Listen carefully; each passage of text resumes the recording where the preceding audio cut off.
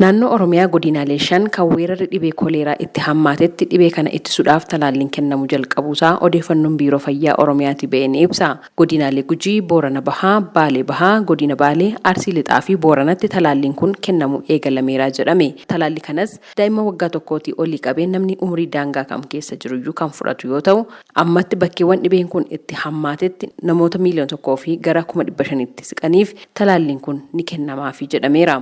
Jiraataa godina Gujii kan ta'an Obbo Bariisoo Guyyee talaalliin kennamu eegalu eeranii garuu bakkeewwan rakkoon nageenyaa jirutti hawaasa bira gahaa hin jiru jedhan. Dhibeen koleeraa kun akkuma beekamu naannoo keenyatti baay'inaan ka'ee ture.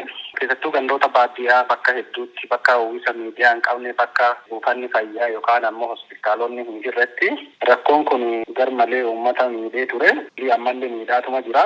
Haga tokko gara magaalaatti kan aanu rakkoon nageenyaa jirretti amma talaalliin kennamuu jalqabamee jira. Hundoonni dhiyeenya jiran ta'eeyyuu kan rakkoo nageenyaa qabanii tajaajila kan argataa hin jiranii. Dhukkubni kun baay'inaan uummata miidhaa jira. Talaalliin kun kennamuu jalqabe ganda Qanxichaa qofa. Gandi Qanxichaa kun bakka albuudni baay'inaan jiru waan ta'eef baay'inni uummataati naannoo sanitti baay'ata. Namoonni bakka garaagaraatti achitti wal ga'u. Sababa kanaaf dhibeen kun achitti garmalee namallee miidhaa ture. Kenna magaala aanaatti jalqabu yooma hiikaan qabu. Maaliifuu uummanni kan jiraatu baadiyyaadha. Rakkoon kun bakki itti guddaa ta'e baadiyyaadha. Yoo baadiyyaa keessatti gadi hin bu'in magaalarratti amma adoola giddugalarratti jalqabu yooma hiikaan qabu. Magaalatti dhibeen kun rakkoo guddaa muti waan ta'eef jechuudha. Akka odeeffannoo waajjira fayyaa godina Gujiirraa argame mul'isutti hanga caamsaa 8/2015tti ragaan qindaa'e kan agarsiisu namoonni aanaalee godinichaa keessaa dhibee kanaaf saaxilaman 229 yoo ta'an erga dhibeen kun godina sanatti mul'atees namoonni 9 lubbuun darbuu ragaan kun ni ibsa. Dhibeen koleeraa kun godina Arsii Lixaatti aanaa Naansoboo keessatti mul'ateen namoonni 341 ta'an dhibee kanaaf saaxilamanii turan jechuun talaalliin ittisa dhibee koleeraa eegalameera jedhan itti gaafatamaan waajjira fayyaa godina Arsii Lixaa Obbo Muhammad Gammadiin. Koleeraan keessa ture aanaa tokko aanaa Naansoboo qofa Naansoboo irratti keessin akkasiin jira. Kanaaf hojiiwwan tokko naannoo sanatti hojjetamaa jiran jechaadha. Haala ittisa isaa irratti hojiin bal'aan hojjetamaa ture jira. Asirratti hawaasaa fi hubannoo guddina edukeesii sooshaal miidiyaatiin hojjetamee jira. Taansuudhaan hojiiwwan akka suphaa bishaawwan dhaabatanii fi amma danda'anitti keemikaala bishaan qulqulleessuu raabsuu ijaarsaaf itti fayyadaman fincaanis haala yaallis sadarkaa sanatti taasifamaa jira jechaadha. Ogeeyyiin leenjii fudhatanii amma immoo duula talaallii kennaa jirra jechaadha. Daa'imman waggaa tokko gadi irraa kan hafe nama hundumaaf kennamaa jira. Jiraata aanaa sana hundumaaf akka kennamu kan taargeet ta'ee jiru naannoo nama 168 fi 538 karoorfanneeti akka taargeetii qabannee aga guyyaa kaleessa galgalaatti naannoo 1981 kennee jirra jechaadha. Talaalleen itti fufaa namoota kana haala kana keessatti taargeetii qabnu kana jiddu galeessa godhateeti vaaksiiniin isaallee kan bira jiru itti fufa jechaadha.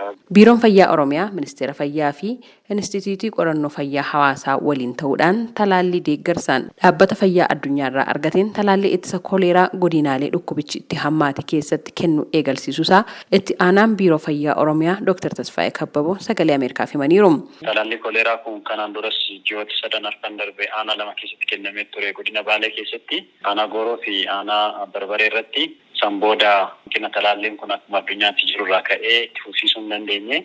Amma dhaabbanni fayyaa addunyaa ministeera fayyaa federaalaa akkuma kana qorannoo fayyaa hawaasa Itoophiyaa biiroo fayyaa Oromiyaa waliin ta'uudhaan doozii miliyoona 1,449,985 ta'u argachuudhaan godinaalee 5 keessatti guyyaa arfaffaadhaarraa bitataa eegalee kennamaa jira jechuudha. Haga ammaatti raawwii jiruun parsantaa 41 irra geenyee jira. Akka naannootti gabaasa guyyaa irraa odoon dabalatiini. Uwwisi kun godinoota 5 keessatti iyyuu haa kennamu malee irra caalaa bakkee daran saaxilamoo ta'an dooziin kun xiqqaadha. Aanaa muraasa keessatti kennama. Aanaan inni itti kennamu aanaa 16 keessatti kennama. Ganda 298 keessatti iddoo buufata talaalli kana kennan 725 keessatti kennaman jechuudha. Keessumaayyuu godinaalee rakkoo nageenyaa qaban keessatti hawaasa bira gahuudhaaf maaltu hojjetamaa jira jechuun kan gaafataman Dr. Tasfaayeen innaa ibsan. Talaalli hundayyuu kophaan kenninu qaamolee deeggartootaa waliin taanee kenninaa jechuudha. Hirmaannaan hawaasaa murteessaadha. Qooda fudhattoonni baay'ee murteessaadha jechuudha. Pilaatfoormii kanatti fayyadamnee bakka hunda hin geenye jennee bakka saaxilamummaa jiru qabannee jirra. Guyyaa sadiitti gabaasa irraa oduun dabalatiin parsentaa 41 irra geenye raawwiin Gujii immoo baay'ee gaariidha. Bira geenye jennee amannaa jechuudha.